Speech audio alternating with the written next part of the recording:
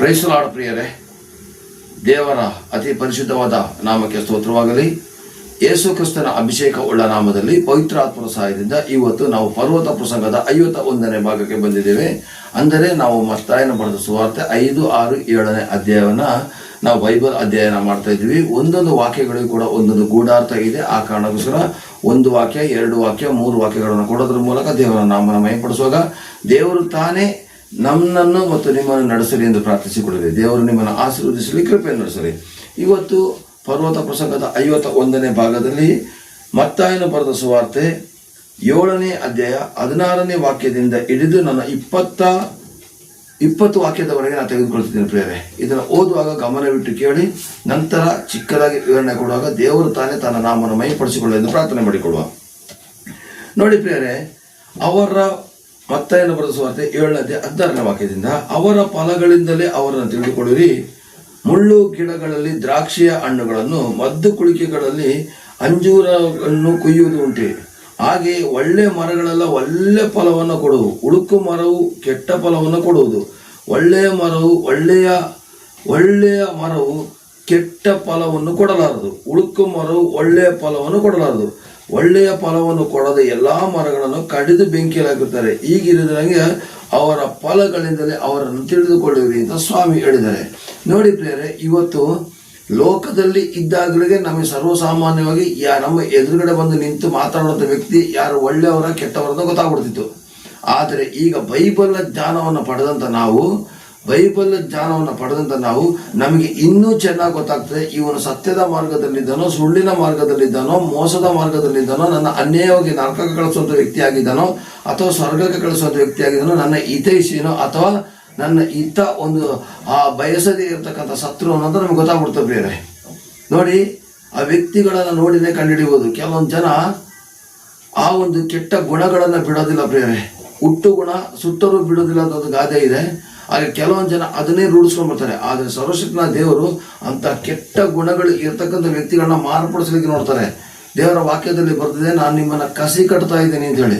ಕಸಿ ಕಟ್ಟಿನೂ ಟ್ರೈ ಮಾಡಿ ನೋಡಿದ್ರು ಕೂಡ ಫಲ ಕೊಡ್ಲಿಲ್ಲ ಅಂತಂದ್ರೆ ಏನಾಗುತ್ತೆ, ಅಂತ ಫಲವನ್ನ ಕಡಿದು ಬಿಸಾಕ್ತಾರೆ ಅಂತ ಹೇಳಿ ಬರ್ದಿದೆ. ಇಲ್ಲಿ ನೋಡಿ ಬರ್ದಿದೆ, ಹಾಗೆ ಒಳ್ಳೆಯ ಫಲವನ್ನು ಕೊಡದೆ ಎಲ್ಲ ಮರಗಳನ್ನ ಕಡಿದು ಬೆಂಕಿಯಲ್ಲಿ ಹಾಕ್ತಾರೆ. ಬೆಂಕಿ ಯಾವ್ದು ಗೊತ್ತಾ ಪ್ರಿಯರೇ? ಇಲ್ಲಿ ನರಕ. ಮರ ಯಾರು ಗೊತ್ತಾ ಪ್ರಿಯರೇ? ನಾವು. ಫಲ ಕೊಡೋದು ಯಾವ್ದು ಗೊತ್ತಾ? ನಮ್ಮಲ್ಲಿ ಇರತಕ್ಕಂಥ ಒಳ್ಳೆಯ ಗುಣಗಳು.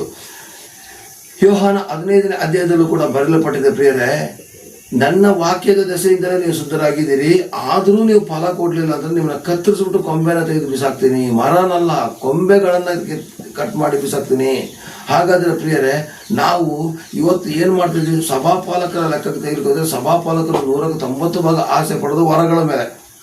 ಅಲ್ಲಿ ಅದ್ಭುತ ಆಗಬೇಕು, ಇಲ್ಲಿ ಅದ್ಭುತ, ಕೈ ಇಟ್ಟಾಗ ದೆವ್ವಗಳು ಬಿಟ್ಟು ಹೋಗೋದು, ರೋಗಗಳು ಗುಣ ಆಗೋದು, ಅನ್ಯ ಭಾಷೆ ಮಾತಾಡೋದು, ಇದು ವರಗಳು. ಆದರೆ ಫಲಗಳು ಯಾವುದು ಗೊತ್ತಾ?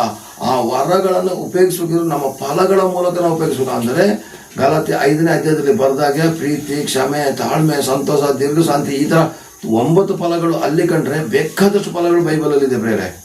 ಈ ಫಲಗಳ ಪ್ರಕಾರ ನಾನು ನೀನು ನಡೀತಾ ಇದ್ದೀವಿ ಅಂತ ಯೋಚನೆ ಮಾಡಬೇಕು. ಈಗ ನೋಡಿ, ಅಲ್ಲಿ ಬರ್ದಿದೆ, ಮುಳ್ಳು ಗಿಡಗಳಲ್ಲಿ ದ್ರಾಕ್ಷಿ ಹಣ್ಣುಗಳನ್ನು ಕೊಯ್ಯಲಿಕ್ಕಾಗುತ್ತಾ? ಮದ್ದು ಕುಣಿಕೆಗಳಲ್ಲಿ ಅಂಜೂರವನ್ನು ಕೊಯ್ಯುವುದುಂಟೆ. ಹಾಗಾದ್ರೆ ಸ್ವಾಮಿಗೆ ಗ್ಯಾರಂಟಿ ಗೊತ್ತು, ಕಠಿಣ ಹೃದಯ ಇರ್ತಕ್ಕಂಥ ವ್ಯಕ್ತಿಗಳನ್ನು ಮಾರ್ಪಡಿಸೋದು ಬಹಳ ಕಷ್ಟ. ಕಠಿಣ ಹೃದಯ ಇರ್ತಕ್ಕಂಥವ್ರನ್ನ ಏನ್ ಮಾಡೋದು? ಮಾರ್ಪಡಿಸೋದು ಬಹಳ ಕಷ್ಟ.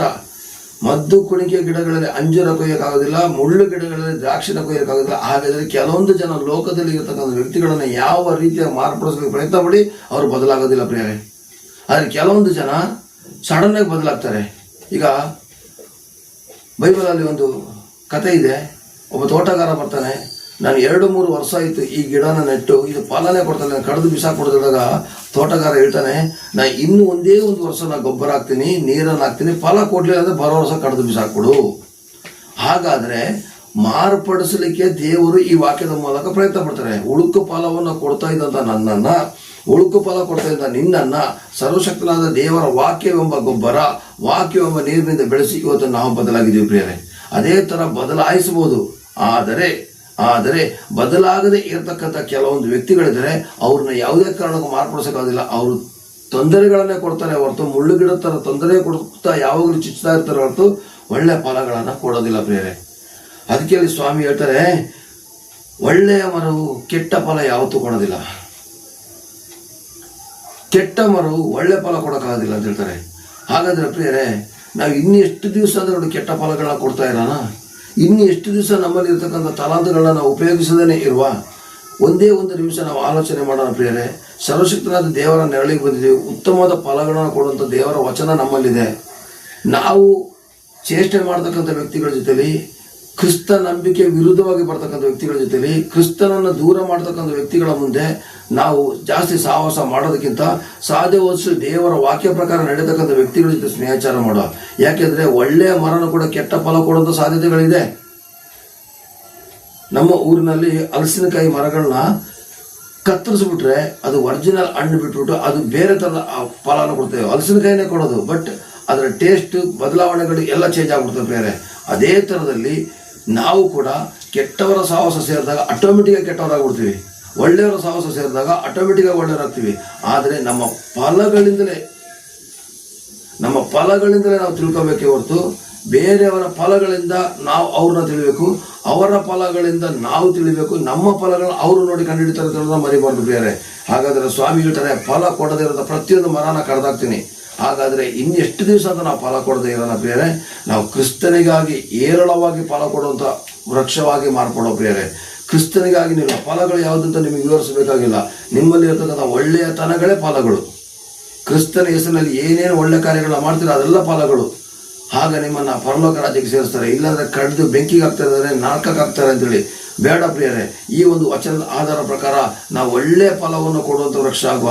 ನಾವು ಮದ್ದು ಕುಣಿಕೆಗಳಲ್ಲಿ ಅಂಜೂರವನ್ನು ಕೊಯ್ಯುವುದುಂಟೇ ಅಂತ ದೇವರು ವಾಕ್ಯದಲ್ಲಿ ಬರೆದಿದೆ, ಹೌದಲ್ವಾ? ಆದರೆ ನಾವು ಮದ್ದು ಕುಣಿಕೆ ಗಿಡನೂ ಅಲ್ಲ, ಮುಳ್ಳು ಗಿಡನೂ ಅಲ್ಲ. ನಾವು ಸಾಮಾನ್ಯ ಒಂದು ಮನುಷ್ಯರಾಗಿದ್ದೀವಿ. ನಮ್ಮಲ್ಲಿ ಮಾರ್ಪಡಿಸುವಂಥ ಒಂದು ಶಕ್ತಿನ ದೇವರು ಕೊಟ್ಟಿದ್ದಾರೆ. ಗಿಡಗಳಿಗೆ ಆಪ್ಷನ್ ಬೇರೆ ಇಲ್ಲ, ಅದನ್ನೇ ಮಾಡ್ತಾರೆ. ಕಸಿ ಕಟ್ಟಿ ಕೆಲವೊಂದು ಸಲ ಬರೆಸ್ತಾರೆ ಹೊರತು ಅದಕ್ಕೆ ಬೇರೆ ಆಪ್ಷನ್ ಇಲ್ಲ. ಆದರೆ ನಮಗೆ ಆಪ್ಷನ್ಗಳನ್ನ ದೇವರು ಕೊಟ್ಟಿದ್ದಾರೆ. ಯಾವ ಥರ ಬದಲಾಗಲಿಕ್ಕೆ ನಾವು ಈ ಒಂದು ವಾಕ್ಯವನ್ನು ಕೇಳಿ, ಸುವಾರ್ತಿಕರು ನಿಮ್ಮ ಮನೆ ಬಾಗಿಲಿಗೆ ಬಂದಾಗ ಅವರು ಕೊಡದ ವಚನಗಳ ಪ್ರಕಾರ ಕೇಳಿ ಪಾಪದ ಒಂದು ಫಲವನ್ನು ಬಿಟ್ಟು ದೇವರಿಗಾಗಿ ನಿಂತು ನೀತಿಯ ಫಲವನ್ನು ಕೊಯ್ಯುತ್ತಾ ದೇವರ ರಾಜ್ಯವನ್ನು ಮಹಿಮೆಪಡಿಸೋ ಪ್ರಿಯರೇ. ದೇವರು ನಿಮ್ಮನ್ನು ಆಶೀರ್ವದಿಸಲಿ, ಕೃಪೆಯನ್ನು ನಡೆಸಲಿ. ಆಮೇನ್, ಆಮೇನ್, ಆಮೇನ್. ಪ್ರೈಸ್ ದಿ ಲಾರ್ಡ್ ಪ್ರಿಯರೇ.